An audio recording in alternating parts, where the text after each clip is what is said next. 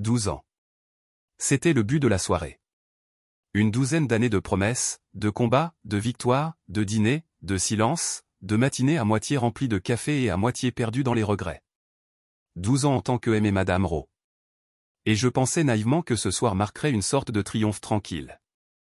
Nous y étions parvenus. Peut-être pas parfaitement, mais nous avions enduré. Cela devait compter pour quelque chose. Clarissa avait choisi. Elle a dit qu'elle voulait de l'élégance. Elle a dit qu'elle voulait rendre cet anniversaire mémorable. Le restaurant était tel un joyau au-dessus de la ville, ses fenêtres courbées pour montrer l'horizon et le panorama cinématographique. Les lustres au-dessus de nous scintillent comme des constellations de verre. Elle adorait les endroits comme celui-ci. J'ai adoré être davantage vu en eux.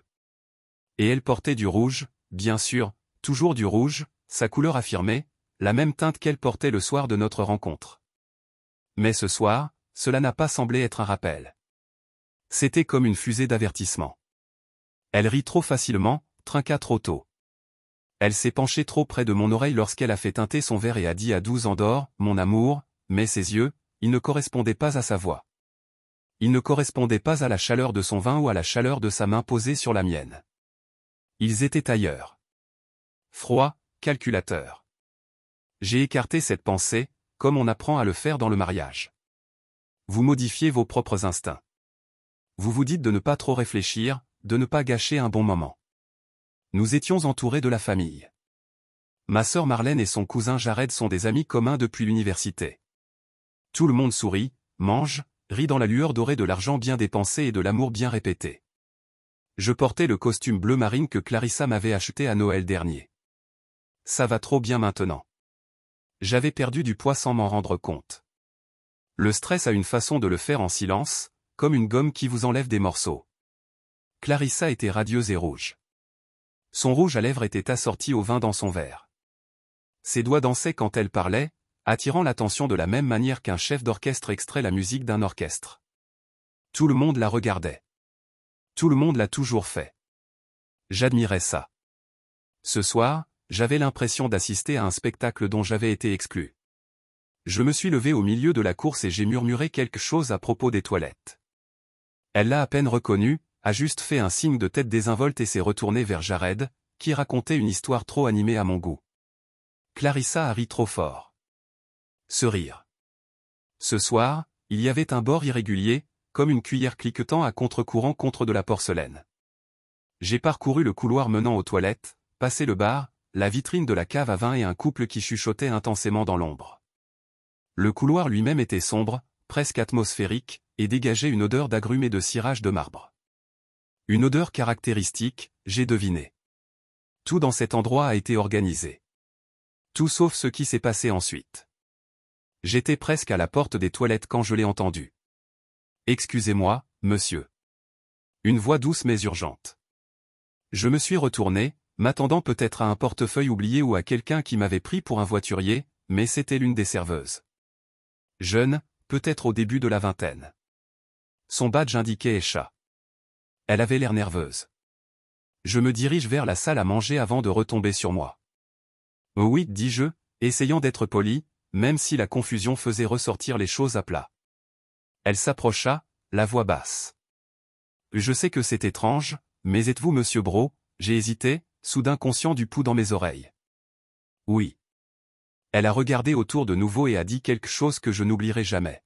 « Je viens de voir votre femme mettre quelque chose dans votre boisson. » Pendant une seconde entière, j'ai cru l'avoir mal entendu. « Je suis désolé. Je l'ai vu laisser tomber quelque chose dans votre verre de vin. Juste un petit quelque chose. Je pensais que c'était une blague ou une sorte d'anniversaire, mais la façon dont elle l'a fait, ce n'était pas bien. » Elle a regardé autour d'elle. J'ai d'abord vérifié que personne ne regardait. Je n'allais rien dire, mais je l'ai déjà vu ici plusieurs fois. Pas toi. Je l'ai regardé. Tu es sûr? Elle a hoché la tête, tremblante, je ne mentirais pas à propos de quelque chose comme ça. Nial, mais aucun d'entre eux, a montré sur mon visage. Pas encore. Merci, dis-je avec précaution. J'apprécie votre inquiétude. J'en étais reconnaissant. Des années de réunions d'affaires m'avaient appris à garder le ton même lorsque les incendies faisaient rage à l'intérieur. Elle avait l'air soulagée que je ne l'ai pas renvoyée. Je peux trouver quelqu'un. Non, ça va. Je l'ai. Je me suis retourné et suis entré dans les toilettes, j'ai verrouillé la cabine et je suis resté là, agrippé au mur métallique comme si je maintenais le monde debout. Clarissa, ma femme, ma compagne depuis 12 ans, a laissé tomber quelque chose dans mon verre, quelque chose d'assez effrayant pour alarmer un étranger, quelque chose qu'elle ne voulait pas voir. Je me suis aspergé le visage d'eau froide jusqu'à ce que ma peau me pique. Puis je me suis regardé dans le miroir. Mon reflet avait l'air composé, mais mes yeux commençaient à voir clairement pour la première fois depuis longtemps. Quand je suis revenu à table, je ne l'ai pas confronté. Je n'ai pas paniqué. J'ai souri, je me suis assis. Clarissa s'est tournée vers moi avec ce sourire d'entraînement. « Tout va bien ? » ?»« Parfait, » répondis-je. Et je le pensais parce que maintenant j'avais un plan. Le couloir sentait un souvenir que je ne parvenais pas à situer. Peut-être le vernis d'un ancien hall d'hôtel dans lequel nous avons séjourné ou les agrumes artificiels que Clarissa utilisait pour vaporiser dans la salle de bain des invités avant l'arrivée des invités. Je restais là juste devant la porte des toilettes, essayant de me ressaisir. Je ne savais pas ce que je m'attendais à ressentir. De la colère, peut-être, mais ce n'était pas ça. Pas entièrement. C'était une désorientation, comme si j'étais descendu d'un trottoir et que j'avais raté le sol. Puis vint la voix. « Excusez-moi, monsieur. Monsieur Rowe. » Je me suis retourné, toujours enfermé dans mes pensées, et elle était là, Esha, la serveuse. Mince, jeune, vêtue de noir avec un tablier blanc légèrement froissé autour de la taille. Sa posture la trahissait avant ces mots, les épaules légèrement retroussées comme si elle se préparait à l'incrédulité. « Oui ?» ai-je demandé en gardant un ton poli et neutre. Elle a regardé dans le couloir en direction de la salle à manger, puis à nouveau vers moi. Je sais que c'est étrange, mais je viens de voir votre femme mettre quelque chose dans votre boisson. Mon souffle s'est coupé et pendant une fraction de seconde, j'ai eu l'impression que le couloir s'étirait. Mon cerveau hésitait entre la croire et défendre Clarissa par instinct, mais Esha n'a pas hésité. Sa voix tremblait, mais pas ses yeux. Elle a d'abord regardé autour d'elle, a-t-elle dit comme si elle vérifiait si quelqu'un regardait.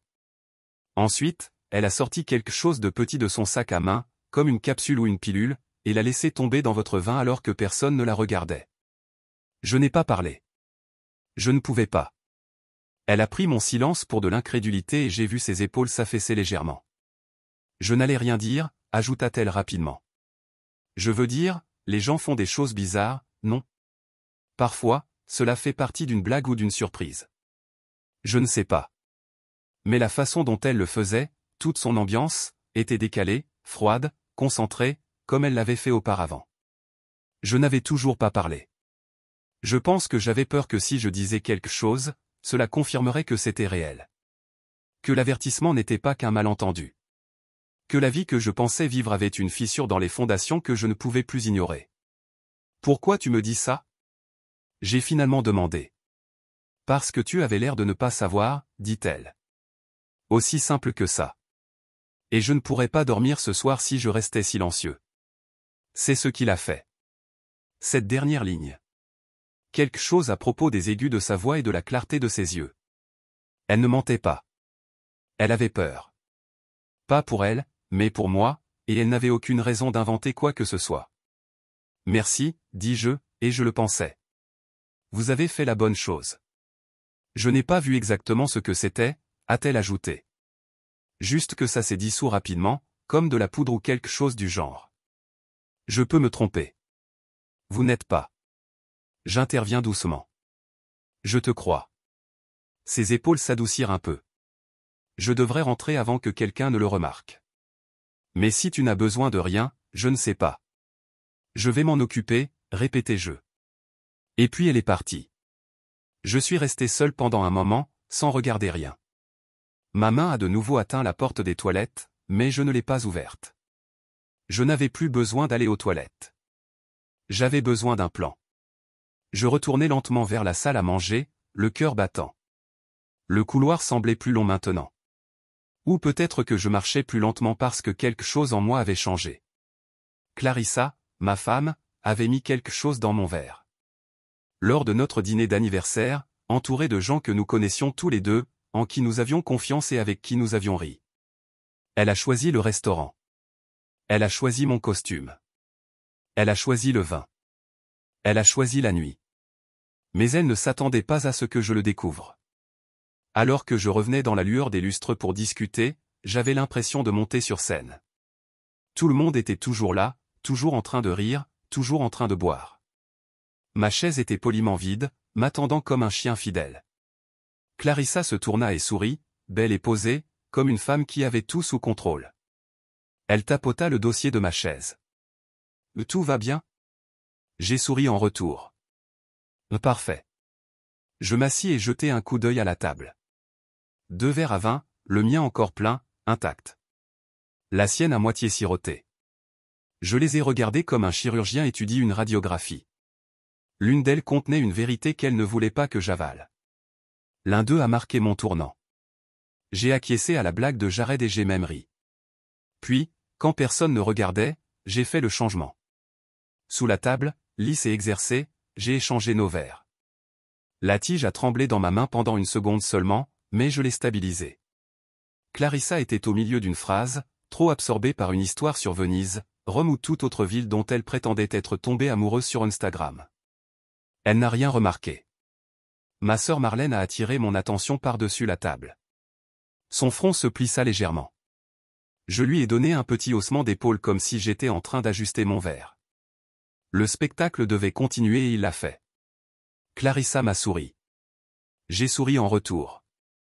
J'ai levé le verre qui avait été le sien. À 12 années d'or, ai-je répété, 7 fois plus fort. Digne d'un toast. Elle a levé ce qui avait été mon verre. Choqué. Acclamation. Elle but une gorgée. Je l'ai regardé attentivement mais avec désinvolture. J'ai fait semblant de regarder Jared alors qu'il se lançait dans une autre histoire, mais mes yeux ne l'ont jamais vraiment quitté. Les premières minutes, rien n'a changé. Clarissa était toujours aussi radieuse, riant, souriante, parlant couramment, facilement, mais j'attendais la suite car je ne faisais plus confiance à la surface. Je me rassis, les mains calmes sur mes genoux, le rythme cardiaque se stabilisant à mesure que les secondes s'écoulaient. 10 minutes se sont écoulées. Puis son clignement des yeux ralentit à peine. Sa prise sur le pied du verre à vin se relâcha. Pas assez pour le laisser tomber, mais suffisamment pour que je le remarque. Son visage se contracta d'une manière qui ne lui convenait pas. Et je savais que ce n'était plus dans mon verre. C'était dans la sienne. Et tout ce qu'elle représentait pour moi se frayait désormais un chemin dans ses propres veines. Au moment où j'ai fait le changement, le temps a semblé s'accélérer. C'était en réalité une motion simple. Une main a amené mon verre vers moi, l'autre a glissé le sien à sa place. Pas de geste grandiose, pas de tintement ou de claquement, juste un acte doux et délibéré qui n'attirerait l'attention que si quelqu'un était déjà suspect. Mais même dans ce cas, cela ressemblerait à un homme distrait corrigeant la position de sa boisson. Rien de plus. Le mensonge parfait caché à la vue de tous. Tout le monde à table était perdu dans le bavardage. Jared était encore au milieu de l'histoire, quelque chose à propos d'un voyage d'affaires à Milan dont personne n'avait posé la question. Clarissa s'était légèrement penchée dans sa direction, son rire sirupeux et léger. Son corps était juste assez incliné pour paraître engagé. Et pourtant, elle m'a jeté un coup d'œil. Juste un simple coup d'œil, comme pour dire, vous regardez, n'est-ce pas? Ce seul regard me serra la gorge. J'ai bu la première gorgée du verre qu'elle m'avait destiné, me forçant à sourire naturellement alors que le vin touchait mes lèvres. Riche, rouge, sans grain, sans goût de tromperie, rien qui crie au danger. J'ai avalé une fois avec précaution, puis j'ai posé le verre et j'ai attendu. Cette seule gorgée me donnait l'impression de retenir ma respiration sous l'eau. Je ne savais pas ce qu'elle avait apporté. Je ne savais pas à quelle vitesse cela avait fonctionné. Mais je savais une chose. Quoi qu'il en soit, elle avait voulu que cela atteigne mon sang. Clarissa m'a fait miroir, a levé son verre, maintenant le mien, et en a bu. Une gorgée pleine, confiante. Son sourire s'épanouit comme un acte pratiqué. À 12 de plus, dit-elle. Puissent-ils être encore meilleurs? À 12 de plus, ai-je répété. Marlène m'a observé attentivement. Je l'ai vue dans la façon dont elle a incliné la tête, les sourcils légèrement tirés. Elle m'a toujours trop bien lu, mais je ne lui ai rien donné, juste le sourire d'un homme entouré d'amour et de rire, célébrant une autre année de partenariat. Je ne savais pas ce qu'elle avait entendu ou deviné. Mais ses yeux se sont plissés pendant une demi-seconde de trop. Elle poserait des questions plus tard et j'aurais des réponses prêtes. 10 minutes se sont écoulées. Clarissa n'a pas hésité. Elle a discuté avec Jared. Elle a complimenté le vin. Elle s'est penchée pour murmurer quelque chose à sa cousine Lena qui l'a fait rire. Pendant un instant, j'ai eu l'impression que tout cela n'était qu'une hallucination. Peut-être que Clarissa avait laissé tomber une menthe, une vitamine ou une farce romantique destinée à me surprendre. La paupière gauche se contracta. Elle cligna des yeux 2 fois, lentement, puis à nouveau rapidement. J'ai fait semblant de m'essuyer la bouche avec une serviette, utilisant ce geste pour cacher à quel point je l'étudiais attentivement. Sa main resta près du verre à vin, mais ne le souleva plus. Ses doigts vacillèrent comme si la tige était plus lourde qu'elle n'aurait dû l'être. Jared lui a posé une question. Clarissa sourit, ouvrit la bouche pour répondre et s'arrêta juste une seconde. Sa mâchoire se serra. Sa gorge bougeait comme si elle avalait quelque chose d'épais. Je détournai le regard pour ne pas regarder. Mon cœur battait dans ma poitrine comme une ligne de tambour en parade. La panique que j'avais mise en bouteille rugissait maintenant en moi. Pas de panique due à la peur, mais à la confirmation. C'était réel. Cela se produisait. Elle avait drogué mon vin. Et maintenant, elle goûtait le résultat. Marlène s'est penchée de manière subtile, comme toujours. « Ça va ?» murmura-t-elle. « Ouais », j'ai répondu doucement. « Juste plein. Je pourrais bientôt sortir prendre l'air. » Clarissa laissa échapper un petit rire. Le genre qui n'avait pas sa place sur le moment. Un peu plus tard, sa tête pencha légèrement, mais elle se reprit. Son sourire ne s'est pas vraiment rétabli après cela. Ses lèvres s'entr'ouvrirent comme pour dire quelque chose, puis se refermèrent. Elle regarda autour de la table. Ses yeux se sont posés sur moi et pour la première fois de la nuit, elle m'a vraiment vu. Pas la version que je présentais. Pas le mari adoré ou l'imbécile naïf. Elle m'a vu. L'homme qui savait. L'homme qui avait changé les lunettes. L'homme qui revenait des toilettes. Modifié. Sa bouche s'ouvrit à nouveau. « Est-ce qu'il fait chaud ici ?» marmonna-t-elle, la voix plus fine qu'avant. Jared s'est retourné. « Ça va ?» Clarissa leva lentement la main, toucha sa tempe comme si quelqu'un soulageait un mal de tête et se soumettait. Juste un peu le vertige. Peut-être que le vin est plus fort que je ne le pensais. Personne n'a ri. Pas cette fois, essaya-t-elle de se lever. Sa serviette flottait de ses genoux jusqu'au sol. Son talon toucha le pied de la chaise. Son corps s'inclina, mais pas de façon spectaculaire. Juste assez pour que sa posture ne paraisse plus délibérée. Son poids penchait trop en avant et, pendant un battement de cœur, elle plana comme un arbre trop faible pour rester enracinée. Puis elle s'effondra lentement, surréaliste, en se repliant sur son siège avant de glisser sur le sol. La pièce a changé instantanément. Chaise grattée. L'argenterie tinta tandis que les mains volaient vers les bouches. Quelqu'un haleta. Quelqu'un d'autre s'est levé et a pris son téléphone. Clarisse. Aboya Jared en s'agenouillant à côté d'elle. Ses yeux papillonnèrent. Un bras étalé contre le sol, l'autre frémissant au niveau du coude. Le verre à vin tomba de la table, roula une fois avant de répandre du rouge sur le tissu ivoire comme du sang sur la neige. Je n'ai pas bougé au début. Puis je me suis levé lentement avec un calme délibéré. « Appelle une ambulance », dis-je. Ma voix était calme. Personne n'a bougé plus vite qu'Esha. Elle était apparue du couloir, sortant déjà son téléphone.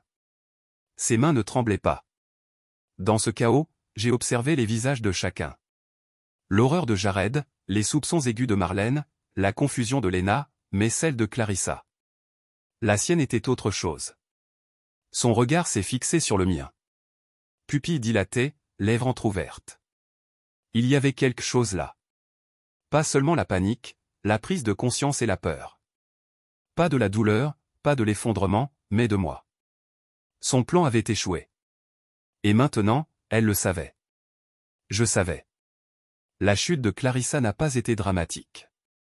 Ce n'était pas le genre de scène qui fait halter dans un film. C'était calme, contrôlé au début, comme si son corps essayait de maintenir sa dignité même s'il la trahissait.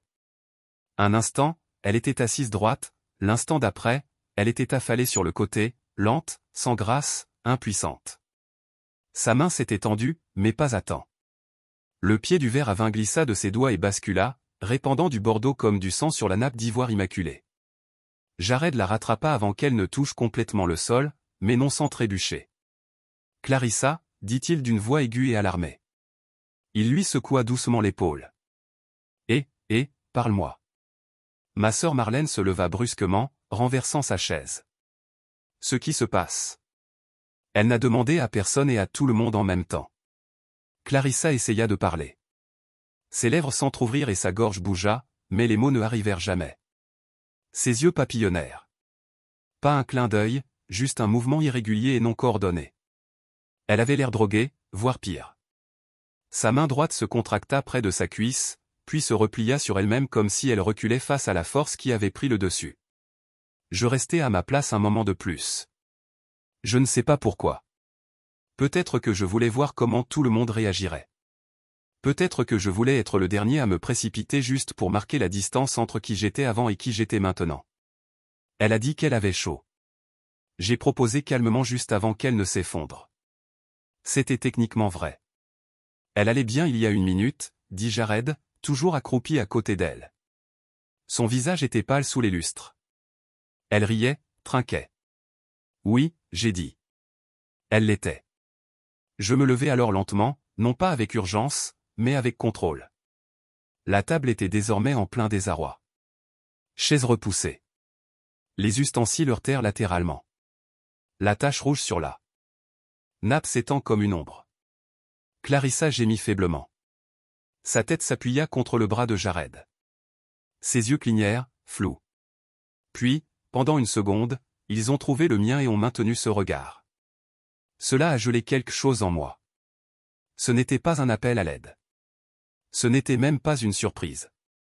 C'était plus proche de la compréhension, comme si elle savait exactement ce qui n'allait pas. Comme si elle savait qu'elle avait échoué. Je m'accroupis à côté d'elle, en face de Jared. « Clarissa » dis-je doucement en prenant sa main molle. C'était chaud et moite. « Pouvez-vous m'entendre » Aucune réponse. « Que quelqu'un appelle une ambulance » dit Marlène d'une voix aiguë. « Maintenant j'y suis. » Cria Esha alors qu'elle sprintait hors du couloir, déjà sur son téléphone. « Bonne fille » pensai-je. La tête de Clarissa se tourna légèrement à la voix d'Esha. Un éclair de quelque chose traversa son expression vitreuse. La peur peut-être, ou la reconnaissance. A-t-elle réalisé qu'Esha l'avait vue? Que Esha aurait pu être le fil qui s'est dénoué toute cette nuit. J'ai continué à lui tenir la main.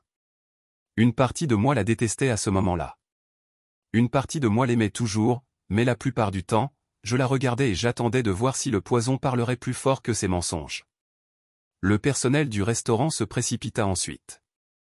L'un des gérants s'est agenouillé à côté de moi et a posé une série de questions.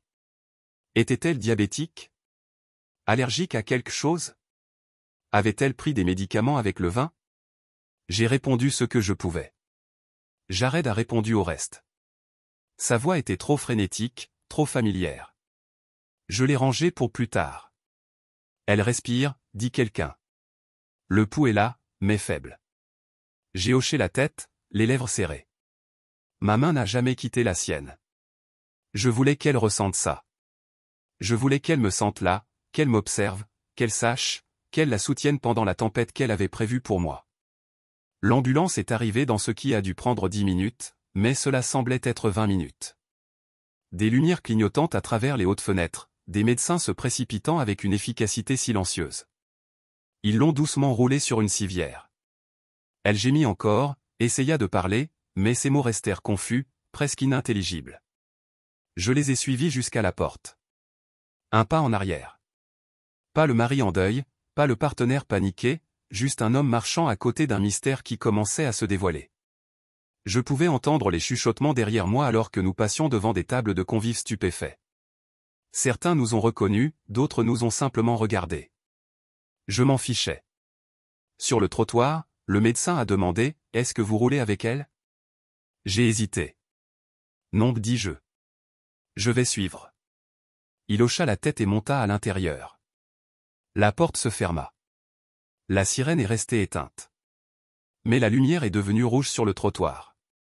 Et juste comme ça, Clarissa avait disparu, emportée dans la nuit par des professionnels qui n'avaient aucune idée qu'ils soignaient une femme qui avait tenté d'effacer son mari à cause d'apéritifs et de vin. Je me suis retourné et j'ai trouvé Escha debout derrière moi sur le trottoir, les bras étroitement enroulés autour d'elle. « Merci, dis-je. On aurait dit qu'elle voulait disparaître. Je ne savais pas quoi faire d'autre. Vous avez fait exactement ce que vous étiez censé faire. » Ses yeux cherchèrent les miens. « Êtes-vous d'accord ? » Je ne savais pas comment répondre à cela. Je saurais. Ensuite, je suis monté dans ma voiture, je me suis assis sur le siège conducteur et j'ai regardé le volant. Mes mains tremblaient maintenant. Pas violemment, mais assez. Assez pour me rappeler que je n'étais pas invincible. Que cette nuit avait viré à quelque chose de trop surréaliste pour être saisi. Le moteur ronronnait lorsque je démarrais la voiture. Je me suis retiré lentement, suivant le flash rouge et bleu devant moi. Clarissa l'avait fait bouger. Maintenant, c'était mon tour. Les hôpitaux ont leur propre type de silence. Pas paisible, pas reposant, mais un silence rempli du bourdonnement des lumières fluorescentes et du rythme constant des machines qui surveillent le corps défaillant de quelqu'un. J'étais assis dans le hall des urgences, toujours vêtu de ce costume taché de vin comme si c'était une coquille dont je ne pouvais pas sortir. Ma cravate était de travers.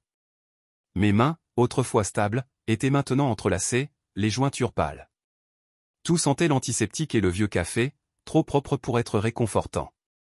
Clarissa était à l'arrière, inconsciente, ont-ils dit. L'infirmière au bureau m'avait assuré à 3 reprises qu'elle était surveillée. Les signes vitaux tenaient.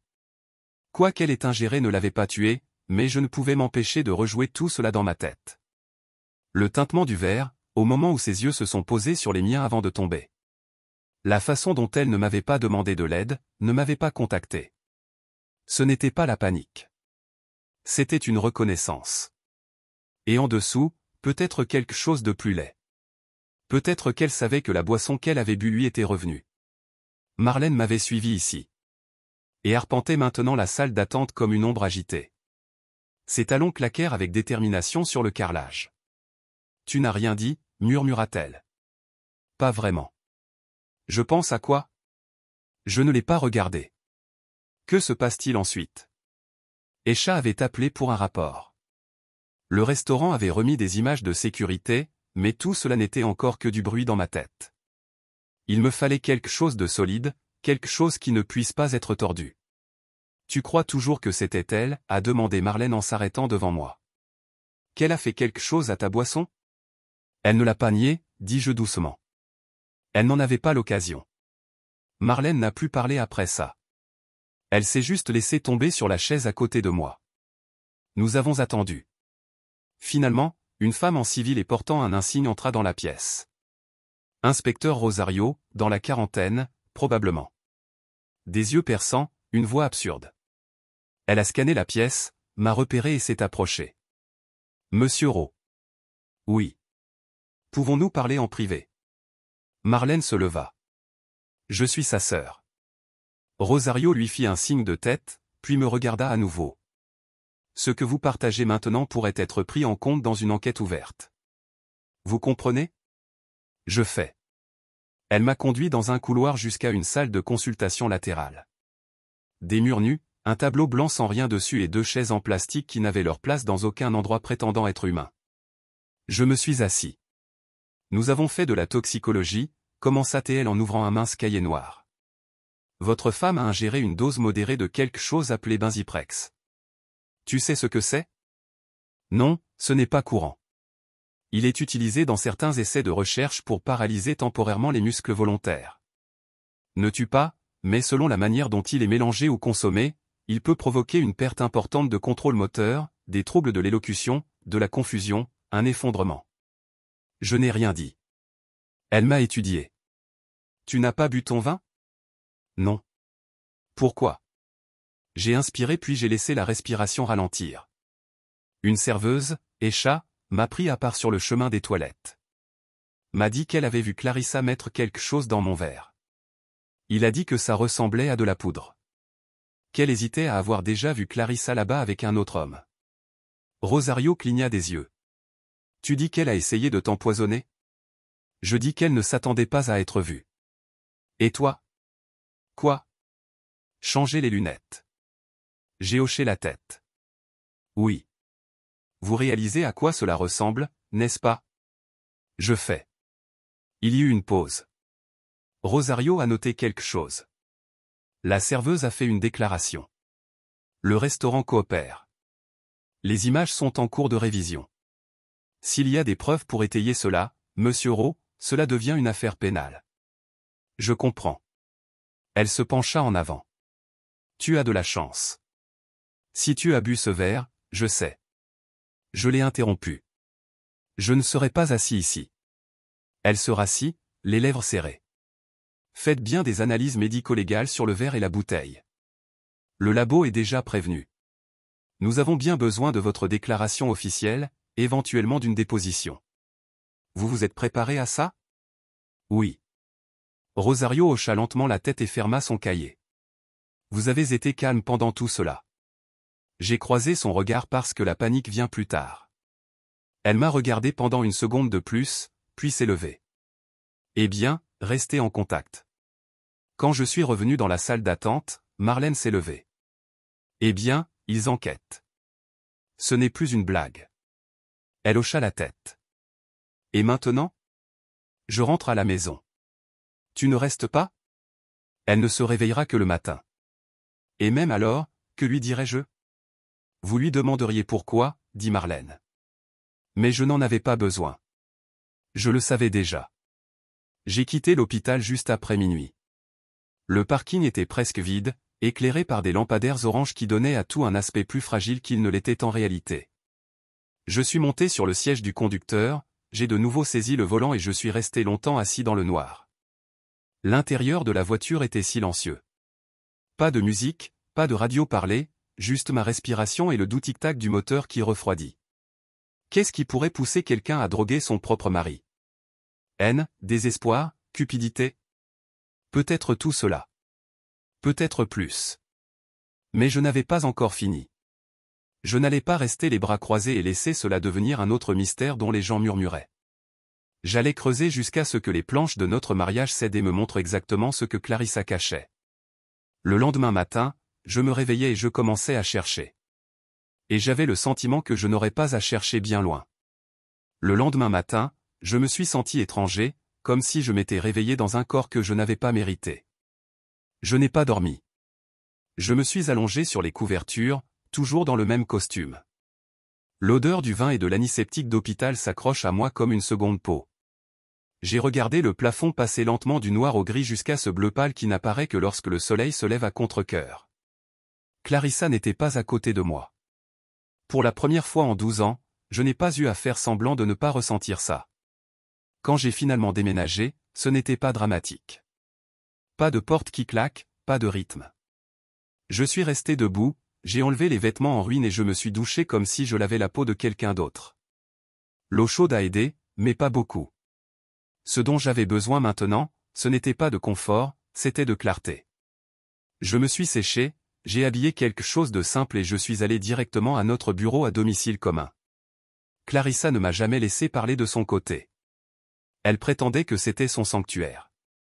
Elle a également dit la même chose à propos de sa voiture, de son téléphone ou de la moitié du placard. Avant, je pensais que c'était une frontière. Maintenant, je le voyais comme un confinement, une ségrégation de la vérité. Elle avait creusé des compartiments entiers de sa vie où je n'étais pas autorisé. Pas plus. Le bureau était trop soigné. Ses tiroirs trop bien organisés. Le genre de perfection stérile que seul celui qui cache quelque chose entretient. J'ai commencé par l'évidence. Son bureau. Son classeur verrouillé. Elle ne m'a jamais laissé la clé, mais elle n'a pas non plus été assez créative pour la cacher dans un endroit intelligent. Je l'ai trouvé collé sous le tiroir du bas. À l'intérieur se trouvaient des documents standards, d'anciens formulaires fiscaux, des factures de spa, des itinéraires de voyage. Mais derrière ceux-ci, nichés entre deux dépliants d'événements caritatifs, se trouvait une enveloppe intitulée Sunset Contingency. Ce nom à lui seul m'a glacé. À l'intérieur se trouvaient plusieurs documents, croustillants et froids. Le premier était un formulaire de libération médicale, qui permettait à Clarissa de prendre des décisions en mon nom en cas d'incapacité. La seconde était une procuration notifiée. Mais ce qui m'a figé, c'est la signature, la mienne, sauf que je ne l'ai jamais signée. C'était une copie de mon écriture. Fermée, mais l'oreille de mon nom de famille s'est courbée dans le mauvais sens et l'espacement était faux. Elle l'avait forgé. Le document suivant était un document de transfert de propriété de la maison. Mon nom remplacé par le sien sur un formulaire d'acte préliminaire, pas encore déposé, mais prêt. Mon cœur battait à tout rompre alors que je me dirigeais vers la tablette qu'elle laissait parfois dans le salon. Il a été synchronisé avec son email. Elle n'avait jamais pris la peine de se déconnecter parce qu'elle pensait que je ne fouinerais jamais. J'ai appuyé sur l'icône. Pas de mot de passe. Sa boîte de réception s'est ouverte comme une trappe. J'ai cherché un coucher de soleil. Un seul résultat, une chaîne de mai entre elle et une certaine Annika West. À première vue, ils avaient l'air professionnels, mais le ton était trop décontracté, trop familier. Clarissa, il pense que cette année est celle du renouveau. C'est vraiment une question de conclusion. Anna, le compte est presque prêt. Une fois le transfert effectué, nous utiliserons le POA. Il me manque juste le déclencheur final. Clarissa, il devient plus lent. Je vais le synchroniser avec l'anniversaire. Garde l'histoire propre. J'ai arrêté de respirer. Déclencheur final, transfert de compte. Elle n'avait pas l'intention de me quitter. Elle envisageait de me renvoyer financièrement, légalement et discrètement. Il y avait un autre message. Cette fois à Jared. Clarissa, ne me contacte pas avant 72 heures à moins que ce soit fait. Nous avons besoin de distance. Vous savez comment cela fonctionne. Fait. Distance. 72 heures. Ce cousin suffisant, celui qui faisait des blagues au dîner, savait qu'il l'avait aidé. Je sentis la chaleur monter dans ma poitrine derrière mes yeux, bouillonnant dans une rage que je devais garder scellée pour l'instant. J'ai cliqué sur la photo de profil à côté du nom d'Annika. Un coup de tête professionnel est apparu. Blonde, la quarantaine, sourire froid, consultante financière. Je l'ai recherchée sur mon téléphone. Elle avait une société enregistrée à Bise. Services financiers offshore, protection des actifs, migration de richesses. Le genre de femme que vous embauchez quand vous ne voulez pas simplement recommencer, vous voulez effacer quelqu'un d'autre pour le faire. Clarissa travaillait avec elle depuis des mois. Elle avait transféré de l'argent sur un compte dont je ne connaissais pas l'existence. Elle avait contrefait des signatures, rédigé des documents d'urgence, coordonné avec Jared, et le plan était simple. Empoisonnez-moi juste assez pour déclencher la tutelle légale. Réclamer une dépression ou une maladie mentale. Classer les documents. Transférer les actifs. Disparaître. Pas un divorce.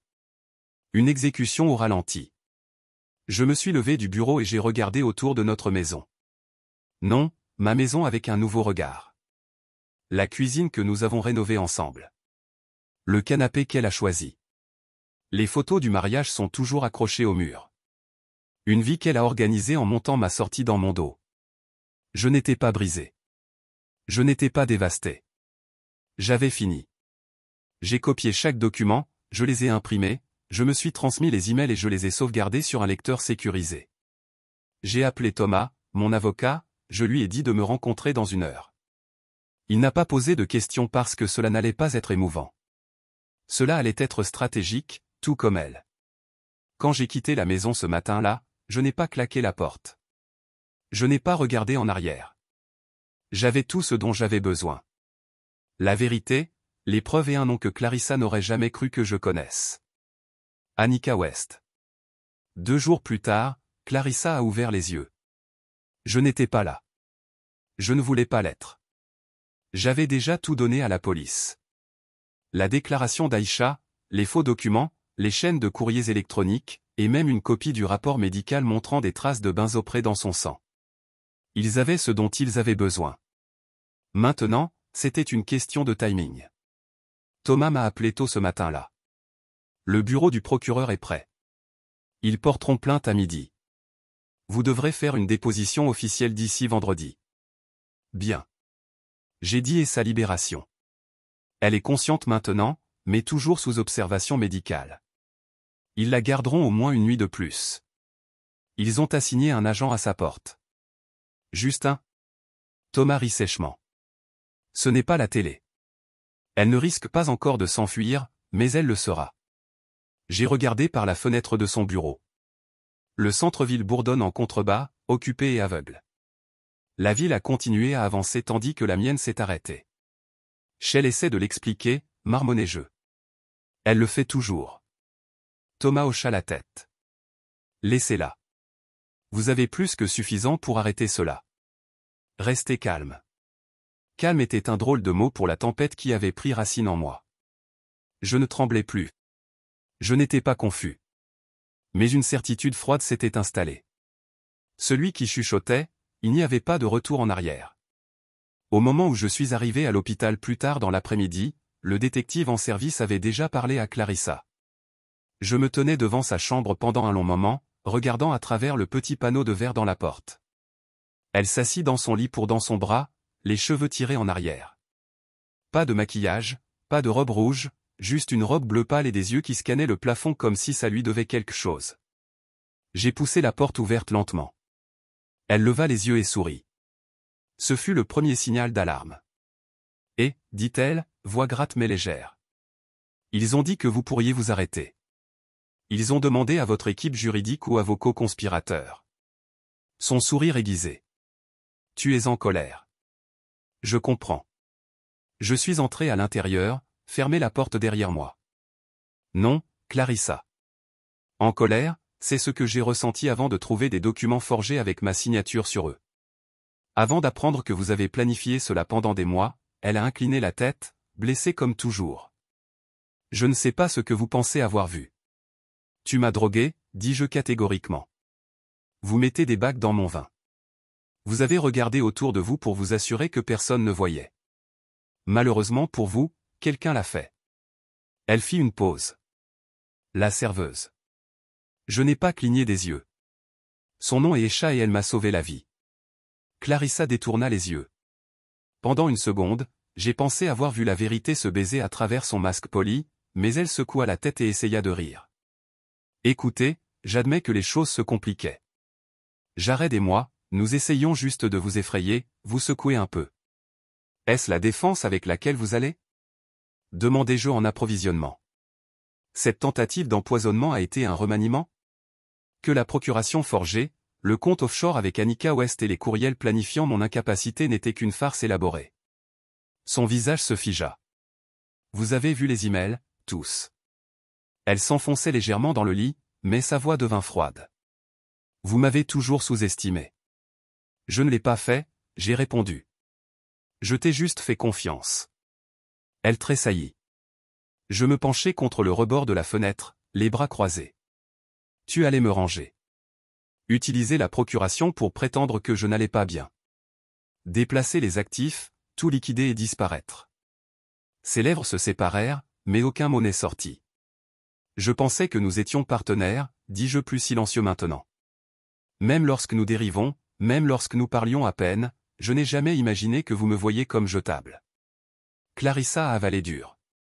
Vous ne savez pas ce que c'est que de vous sentir coincé. Vous aviez votre travail, votre nom. Tout le monde vous a respecté. J'étais juste sa femme. Je voulais plus. Puis partez, dis-je brusquement. Divorce-moi. Se battre pour la moitié. Vous l'obtiendriez. Mais tu voulais tout. Son silence disait assez. Je ne suis pas venu ici pour crier, j'ai ajouté. Je suis venu vous dire que c'est fini. Elle m'a regardé avec quelque chose comme la peur maintenant.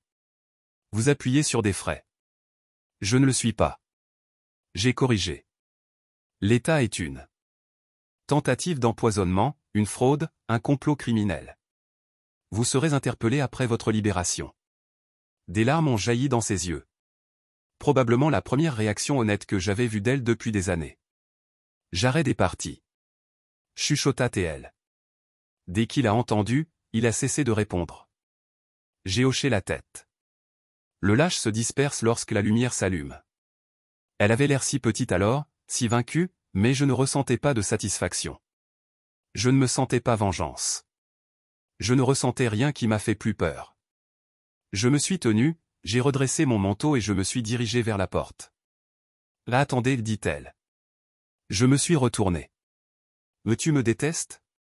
Demanda-t-elle, la voix fragile. J'ai rencontré son regard longtemps et dur. Non, dis-je, mais je te vois maintenant. Et avec ça, je suis parti.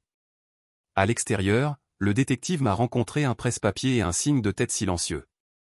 Elle sera réservée à la sortie. Tu as bien fait. Je viens de survivre, j'ai répondu. Il haussa les épaules. C'est plus que la plupart. Au moment où je suis rentré à la maison, le soleil se couchait dans des bandes d'orange et de violet. Je me tenais dans la cuisine, le calme presque sacré, le genre de paix que vous ne gagnez que lorsque la vérité parle enfin plus fort que l'illusion.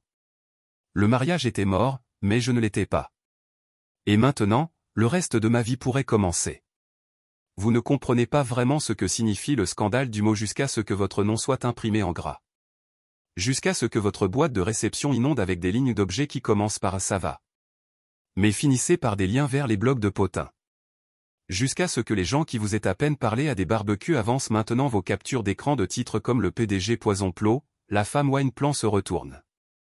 Je me suis assis dans mon appartement, celui que j'ai emménagé dans le lendemain de l'arrestation de Clarissa, et j'ai regardé l'image qu'ils ont utilisée pour l'article, une photo de notre 10e anniversaire. J'avais ma main sur le dos. Elle riait. Nous avons l'air amoureux. Les gens ne réalisent pas à quel point la trahison a un visage, un instantané, une date et une heure, une piste papier. L'article n'a pas tout bien fait. Certains l'ont appelé un accident. D'autres l'ont tourné comme une surprise anniversaire bâclée. Une colonne a suggéré que nous y étions tous les deux. Essayer de mettre en scène un coup de publicité virale pour une marque que je n'avais pas touchée depuis 2 ans. Mais la vérité n'avait pas besoin de leur modification. La vérité avait attendu maintenant. Poids juridique, paperasse et poison. Le nom de Clarissa a été expurgé dans certains premiers rapports, mais au 3e jour, le barrage s'est cassé. Son tir à tasse est devenu public. Elle avait toujours sur la robe d'hôpital. Ses cheveux se sont retirés d'une manière qui la faisait paraître beaucoup plus fragile que je ne m'en souvenais. Ma boîte de réception était une zone de guerre. Clients, famille, journalistes, amis de collège qui ne m'avaient pas parlé depuis une décennie. Je les ai tous ignorés. Laissez le silence faire ce que les mots ne pouvaient pas. Je n'ai pas publié de déclaration. Je ne l'ai pas défendu ni moi-même. Je viens de me déconnecter. J'ai passé un appel téléphonique à Marlène. Je respire toujours. Elle a demandé quand elle est venue. À peine, dis-je. Vous voyez les nouvelles? Tout le monde là. Même maman a demandé si vous aviez besoin d'un prêtre. J'ai gloussé une fois, court et fatigué. Je n'ai pas besoin d'un prêtre. J'ai besoin de temps. Eh bien, tu m'as et je suis dehors avec l'épicerie. Je me suis tenu, j'ai marché jusqu'à la porte et je l'ai ouvert. Elle était là. De grandes lunettes de soleil, un sweat à capuche surdimensionné et 3 sacs d'épicerie qu'elle a baissés de façon spectaculaire sur le comptoir de la cuisine. Je pensais que vous pourriez utiliser des aliments qui ne sont pas au micro-ondes, a-t-elle déclaré, déballage déjà. Et un peu de silence qui ne fait pas écho. Je ne sais pas encore comment être dans cet endroit, ai-je admis, appuyé contre le comptoir. C'est propre.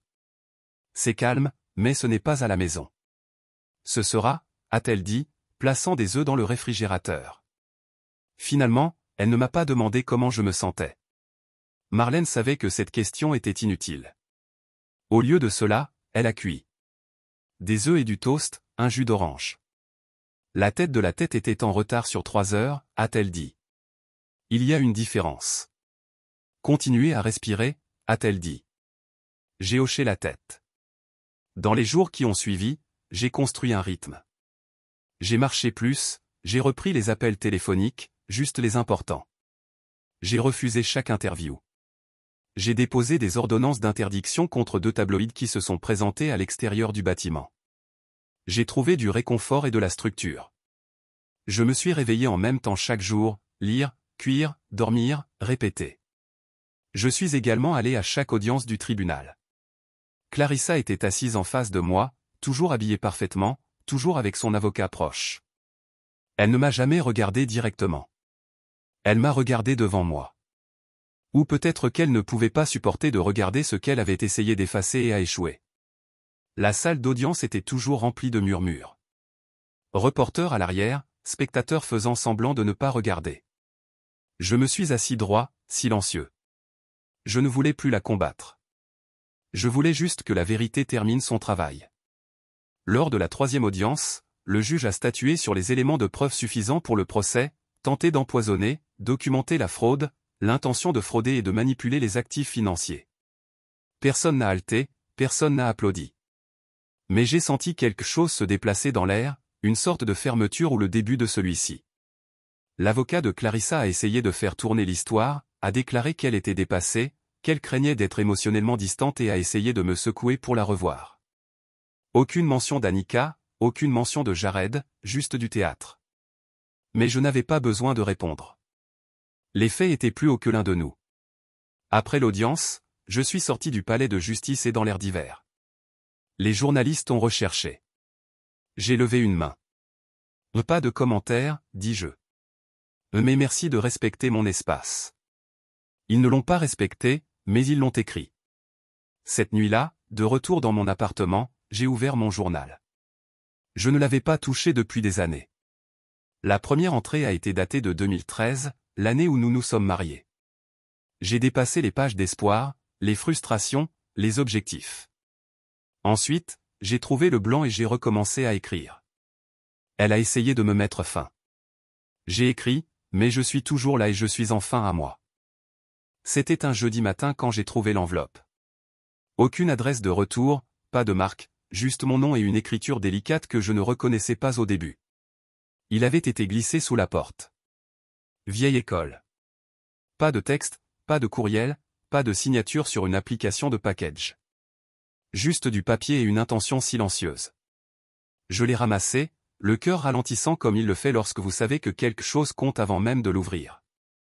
Je me suis assis sur le canapé, l'appartement fredonnant toujours avec le faible son de la circulation à l'extérieur. C'était devenu mon sanctuaire. 4 murs de solitude contrôlée. Pas de Clarissa, pas d'écho de rire qui se trouve avec des motifs ultérieurs, juste le son de moi respirant.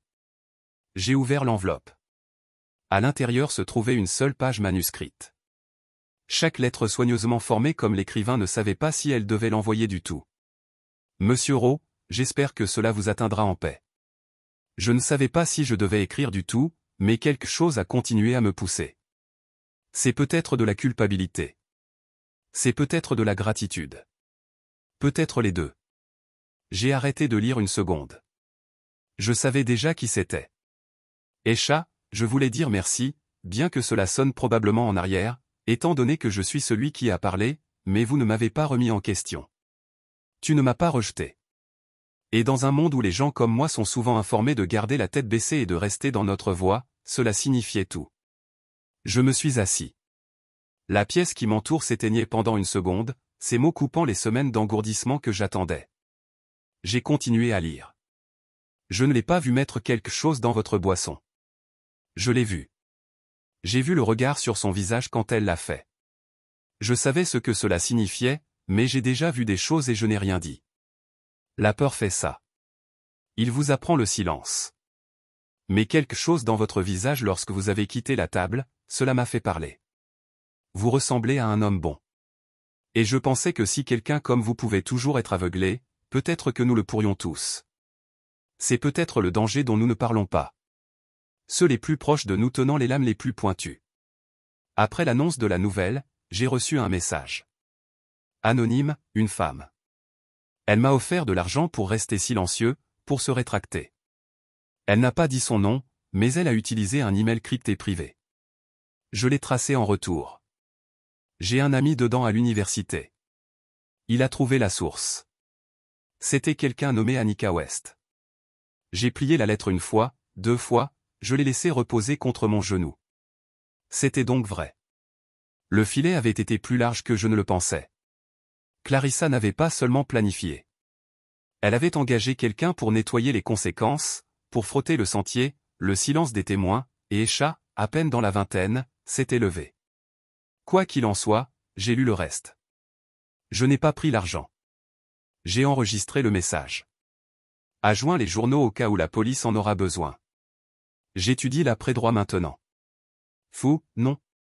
Après tout.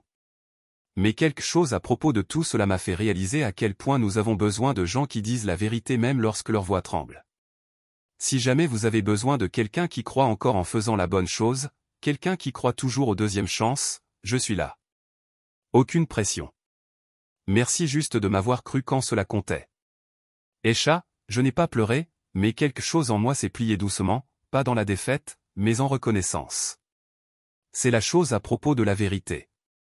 Cela rend rarement les choses plus faciles, mais elle découvre un espace pour que le bon type de gens entre dans votre vie. Je me suis assis avec la lettre pendant longtemps. Ensuite, j'ai décroché mon téléphone et j'ai fait défiler un contact que je n'avais pas touché depuis que j'avais démarré ma propre entreprise. Julia Tran, chef des RH chez Rose Stratégie. Nous n'avions pas parlé depuis des mois. J'ai composé. Julian, a-t-elle répondu sur le deuxième anneau. Waouh, c'est inattendu. Je réami, dis-je. Stage, voie juridique. Je veux que vous rédigez l'offre aujourd'hui. Payé? Elle hésita. Tu reviens? Non, je ne dis pas complètement. S'assurer que les bonnes personnes entrent. Non, Esha Malik. Il y a eu une pause, puis Julia a dit, envoyez-moi les détails. J'ai raccroché et j'ai souri. Le premier réel dans un moment. Plus tard dans la journée, j'ai rencontré Esha dans un café du campus près du bâtiment de la loi universitaire. Elle portait un simple pull de marine, les cheveux tirés en queue de cheval, livre empilé à côté d'elle comme une armure. Je ne pensais pas que tu tenais la main, a-t-elle dit en m'asseyant. Je vous devais autant, répondis-je. Nous avons parlé pendant 1 heure. À propos de la loi, de l'éthique, de la trahison et du courage, et des choses terrifiantes que les femmes sont invitées à endurer lorsqu'elles s'expriment. Je lui ai parlé du stage. Elle cligna des yeux, stupéfaite. Pourquoi moi? Tu m'as sauvé la vie, dis-je. Elle sourit mais secoua la tête. Non, vous avez sauvé le vôtre. J'ai juste pointé le feu. Qui a marqué avec moi? Le fait toujours. Quand je me suis éloigné de ce café, le monde s'est senti différent. Plus léger en quelque sorte. Pas guéri, pas entier, mais tournant dans la bonne direction. La lettre d'Esha m'a rappelé quelque chose que j'avais oublié dans tous les bruits et les gros titres. Les gens regardent, même lorsque vous pensez que vous êtes invisible. Et parfois, si vous avez de la chance, l'un d'eux voit assez de la vérité pour dire quelque chose. Cette nuit-là, j'ai encadré sa lettre, je l'ai accrochée par la porte. Un rappel que tous les étrangers ne sont pas ennemis. Certains sont la raison pour laquelle vous survivez. La justice ne vient pas avec des feux d'artifice. Cela vient tranquillement. Un morceau de paperasse à la fois. La condamnation de Clarissa était courte, presque clinique. 2 ans de probation. 5 ans interdits de gestion ou de contrôle des actifs financiers, pas même le sien, sans approbation du tribunal. Pas de prison. Cette partie a fait parler les gens. Elle a essayé de l'empoisonner et elle marche libre, une femme marmonna en sortant du palais de justice. Mais je n'étais pas là pour vengeance. J'avais fait la paix avec le fait que sa punition ne correspondrait pas à l'ampleur de son intention. Ça ne le fait jamais. Pas vraiment. Le système juridique ne mesure pas la trahison comme le fait le cœur. Je me tenais dans le couloir à l'extérieur de la salle d'audience pendant longtemps juste respirer. Le bâtiment a bourdonné d'autres vies, d'autres cas, d'autres vérités pesées et négociées. Clarissa est passée avec son avocat vêtu de gris, son expression illisible. Elle ne m'a pas regardé. Je ne m'attendais pas à ce qu'elle le fasse. Nous avons passé le point de confrontation. Maintenant, nous n'étions que 2 personnes attachées par les restes d'une histoire qu'aucun de nous ne pouvait réécrire. Quand j'ai quitté le palais de justice, je ne suis pas retourné à l'appartement. Je suis allé à mon bureau, les stratégies RO. Il fonctionnait sur le pilote automatique depuis des mois. Grâce à mon conseil d'administration intérimaire et à la surveillance inébranlable de Julia, mais maintenant avec l'air dégagé, je voulais à nouveau marcher dans les couloirs. Pas seulement en tant qu'homme qui a survécu, mais en tant qu'homme qui avait décidé de reconstruire. La réceptionniste savait, jeune, nerveuse, se tenait rapidement quand je suis entré. Monsieur Rowe. Julian, j'ai corrigé. C'est juste Julian maintenant. Elle sourit maladroitement et hocha la tête. Je suis passé devant elle et j'ai pris l'ascenseur au 6e étage. Ma porte de bureau était fermée. Cela me dérangeait. Maintenant, j'étais reconnaissant pour les limites.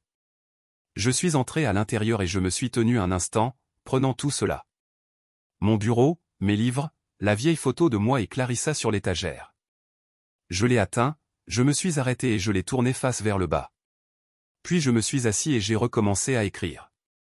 Pas de code, pas de mémo, mais d'idées. J'avais toujours voulu que l'entreprise soit plus que des chiffres et des stratégies. Maintenant, j'avais des raisons de me développer. J'ai lancé un fonds cette semaine-là, l'initiative ECHA, un programme de bourse et de mentorat pour les jeunes femmes qui étudient le droit, en particulier ceux qui ont fait preuve de courage sous pression. Quand je l'ai appelée pour lui dire, ECHA a pleuré. « Vous n'aviez pas à faire ça », a-t-elle dit entre les respirations. Je l'ai fait, j'ai répondu. Parce que quelqu'un comme vous ne devrait pas avoir à être courageux seul. La presse s'y est accrochée rapidement. Du poison à l'objectif, un titre lu. Je ne me souciais pas des dramatiques, mais j'ai apprécié le changement de ton. L'histoire changeait maintenant. Pas seulement un homme trahi, mais un homme qui a choisi de se lever. J'ai parlé lors d'événements, calmes. Je ne voulais pas être un symbole. Je voulais juste être une voix. J'ai parlé de confiance, de silence, de la façon dont la trahison porte souvent un visage familier. J'ai dit aux chambres pleines d'étrangers que les personnes avec lesquelles vous partagez un lit pouvaient parfois être les mêmes tenant le couteau. Ce qui est drôle, c'est que les gens n'ont pas tressailli quand je l'ai dit. Ils ont hoché la tête parce que, au fond, nous connaissons tous quelqu'un comme ça. J'ai quitté l'appartement 6 mois plus tard. Acheté une maison de l'autre côté de la rivière. Des murs plus petits et plus simples peints dans des tons de terre doux.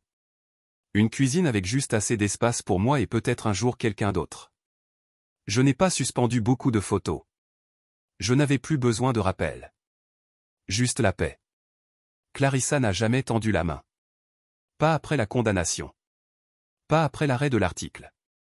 Et Jared, il a complètement disparu. La rumeur l'a fait qui a quitté le pays. Je m'en fichais. J'avais laissé ce chapitre se fermer. Marlène est venue tous les dimanches. Elle a fait l'épicerie et j'ai cuisiné. Nous n'avons jamais parlé de Clarissa. Nous n'en avions pas besoin. Notre silence était suffisamment reconnaissant. Un soir, elle a levé son verre de vin et a dit « Vous êtes différent maintenant. » Comment ça ? J'ai demandé. Plus calme, a-t-elle dit. Mais plus fort, comme quelque chose s'est cassé et a guéri en arrière plus intelligent. J'ai souri. C'est ce que la survie vous fait. Non, elle a corrigé. C'est ce que le choix de revivre à nouveau fait. J'ai pensé à si longtemps après son départ. Sur la différence entre survivre et choisir de vivre. Comme il aurait été facile de ramper dans l'amertume et de construire une maison là-bas. Mais je ne l'avais pas fait. J'avais levé tranquillement, délibérément, sans bruit, mais avec un but. Et que j'ai décidé était ma victoire. Les gens me demandent maintenant si je crois toujours à l'amour. Je fais. Mais je crois davantage à l'autocarré. Je crois à la lecture des silences entre les gens, en regardant les petites choses, comment quelqu'un ferme une porte, comment il réagit lorsque vous ne cherchez pas. Je crois aux questions qui n'ont pas de réponse facile et à la force de s'éloigner quand ils ne répondent pas du tout. Surtout, je crois en l'écoute parce que la nuit qui devait me terminer a commencé par un toast et un mensonge. Mais je n'y ai pas survécu avec rage, pas avec vengeance. J'ai survécu parce que j'ai écouté, parce que j'ai fait attention.